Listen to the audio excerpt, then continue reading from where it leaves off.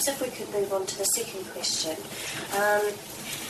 Should a greater priority be placed on protecting the quantity of open spaces and existing car parking spaces around housing estates, or are some open spaces and parking spaces underused and therefore could accommodate additional housing? Does anyone want to open on this yet? I think it's a very brave question to start with. I think the emphasis should clearly be on protecting open spaces, but there's also a point that it's the quality of the open spaces and the usability and the safety of the open spaces. There's no value in open spaces for the sake of being open if they're unfriendly, uninviting, and they play no role in terms of play space or recreational space or space where people can relax. So I think it's one of those where I think the presumption should be that open spaces are protected, but there may be a very small number of exceptions where there are perhaps existing hard surface car parks or even very poor quality green spaces where development may be acceptable. But I think that development should play a role perhaps through Section 106 or the up-and-coming SIL in contributing to the upgrading of other open spaces in the locality.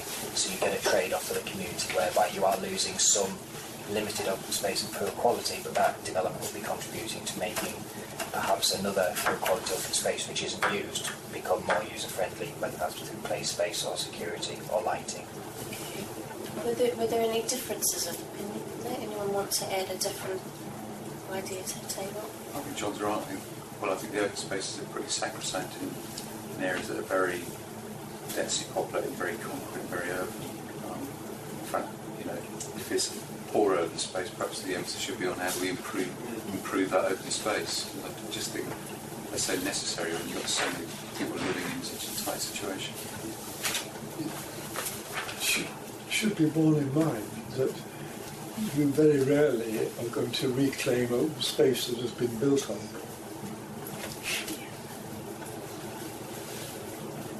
When you say quantity of open space, do you mean the square footage or square metres of open space, or the number of open spaces that there are?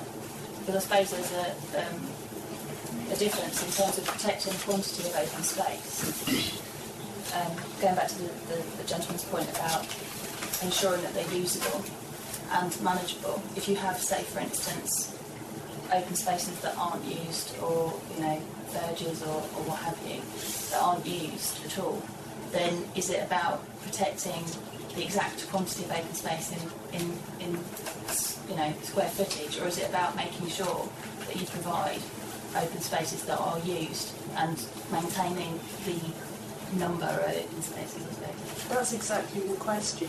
That's the question we're asking, whether it's acceptable to take spaces like you've just described that maybe are underused because they're poor quality, and maybe build homes on them, for example, and then as part of Section 106 you maybe upgrade a very nearby open space, or whether, as someone else suggested, that all open spaces, because they're in such short demand, whatever the quality, should be protected, and the emphasis is on safeguarding those, and whenever there is any funding opportunity at all, to upgrade them so they are usable.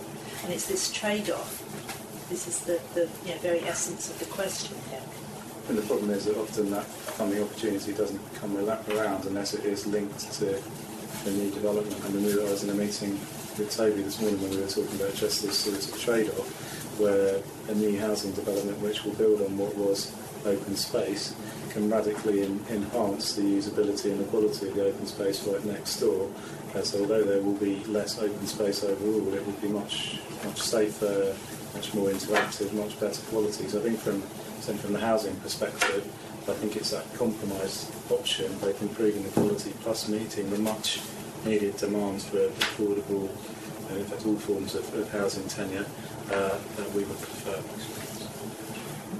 What has to be borne in mind here is that in certain circumstances Westminster themselves will provide temporary accommodation on what was an open space, and once it's done it goes on and on and on being relet because it's too much trouble to do anything else with it. And that's specific. to let, then that's relet indefinitely. Okay. So we certainly have both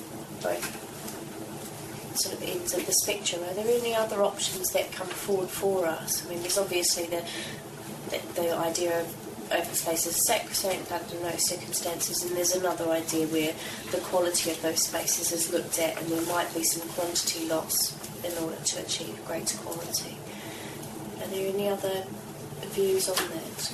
Well, I think you're right. I mean, there is a problem with sort of just blank, green, open spaces that are poorly used and difficult to manage and